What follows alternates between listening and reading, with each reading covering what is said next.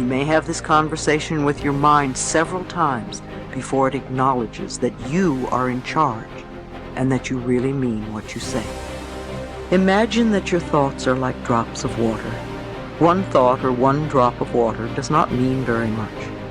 As you continue to repeat the same thoughts over and over, you first notice a stain on the carpet, then there's a little puddle, then a pond, and as these thoughts continue, they can become a lake and finally an ocean. What kind of ocean are you creating? One that is polluted and toxic and unfit to swim in? Or one that is crystal clear and blue and invites you to enjoy its refreshing waters? All of us have these bags of manure that we carry around with us, called our past. And the people who have done things to us and the events and the circumstances, all of this stuff that we use and we bond to. And we bond ourselves to these wounds of our past, and we identify ourselves on the basis of these wounds.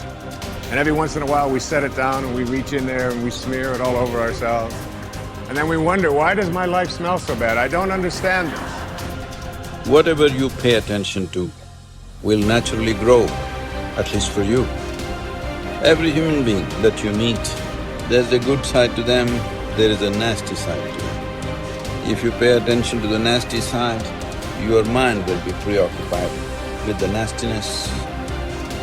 Somebody else's nastiness will become yours. And because of that, you will receive more and more of that from all around. If you pay attention to the best, even though in some people it may be a minuscule, if you pay attention to the best, it will grow. At least in your mind, in your experience it will grow. There is a good chance it will grow in them also. You're never going to get enough. You already are everything. You're everything that you need. Think of it for just a moment. Everything that you need to have total bliss, perfection of your life, you already are. You already have it. You came into this world with nothing. That's how you're going out. And the time that you have here, what you have is your uniqueness, your specialness, and you don't need anything else. Now think on this. If you don't know how to appreciate what you have and where you are in your life, you don't need anything else. Because if you do get something else, you won't know how to appreciate that either. You'll just want more. Or you'll want it to be different. Or you'll want it to be the way it used to be. Or you'll want someone else to be the way you think they should be. If we are willing to turn our lives over to this greater power within us, the power that loves and sustains us, we can create more loving and prosperous lives. I believe that our minds are always connected to the one infinite mind, and therefore all knowledge and wisdom is available to us at any time. Nobody changes until they change their energy. When you change your energy, you change your life. See, it has nothing to do with the external activity that you're doing. It's got something to do with the internal systems as to how they're functioning. Essentially, it means neither your body, nor your mind, nor your chemistry, nor your emotions, nor your energy are taking instructions from you. They're doing their own thing. Once your machine is not in your control, being peaceful is impossible. I'll tell you, you get into your car and now you go there and you want to turn this way. You do this to the steering, it goes this way. Can you peacefully drive this car? Can you? No. Anxiety is natural, isn't it? This is what has happened to your vehicle. It's out of control. You've never done anything to find out where the steering wheel is, first of all. This is not that simple as a car, this is a super computer. Now the problem is most people have not even bothered to find the keyboard. They think if they do this, somehow it'll work. When you're given such a highly sophisticated machine, if you do not conduct it properly, it will cause many problems to you.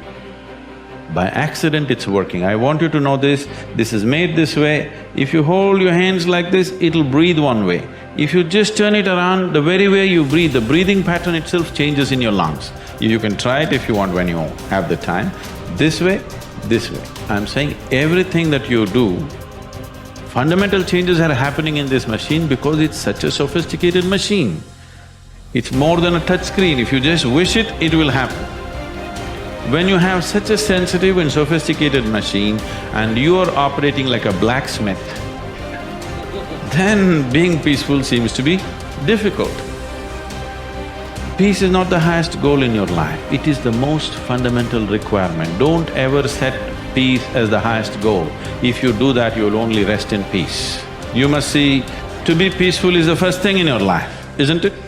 If you want to do anything sensibly in your life, if you want to conduct any situation in your life sensibly, to be peaceful and happy is fundamental. All improvement in your life begins with an improvement in your mental pictures. We know that because of the law of correspondence, that your outer world tends to be a mirror of your inner world. This means that what you see on your outside, what you see in your relationships, your health, your work, your customers, and so on, tends to be a result of the pictures you have inside. We also know that your self-image controls your performance. Because the way you see yourself and think about yourself inside determines how you act on a day-to-day basis.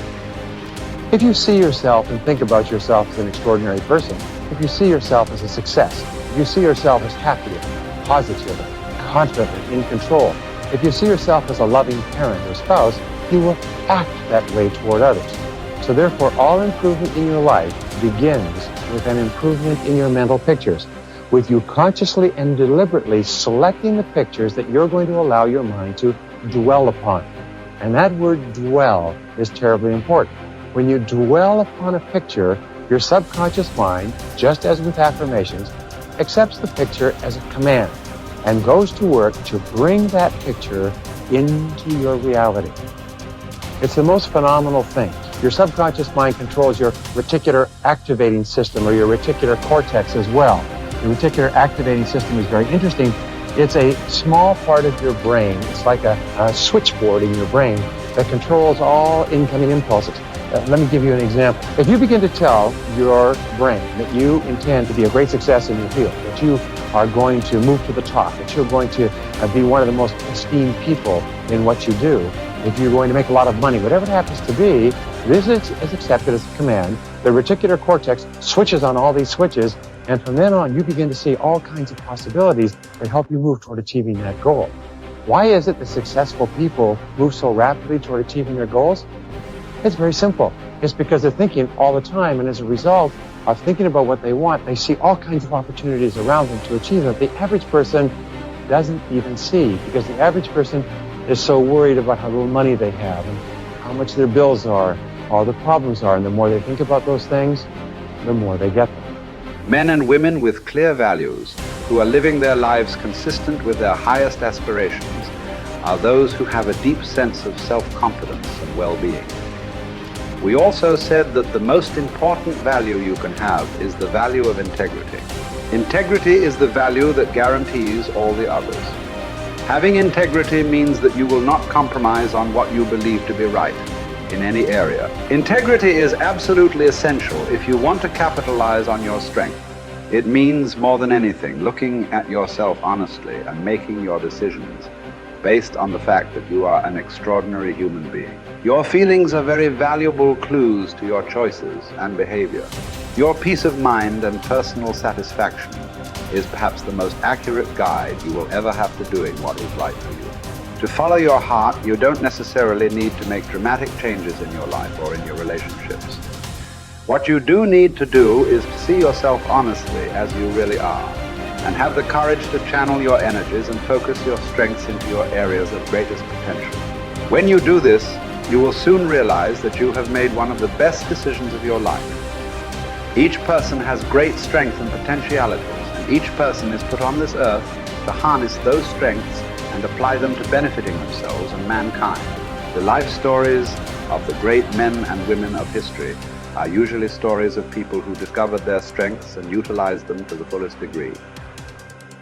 Churchill was a great statesman and orator. Florence Nightingale was a tremendous organizer. Florence Chadwick was an incredibly strong swimmer. Abraham Lincoln was a far-sighted and compassionate politician and president. Mother Teresa was a truly loving human being with an infinite capacity to care for and support the sick and dying people of Calcutta. Joe Montana was a quarterback with an incredible throwing arm with the Washington Redskins. All around you, you see men and women who have grabbed their major talents. You can do the same if you have the courage to follow your heart.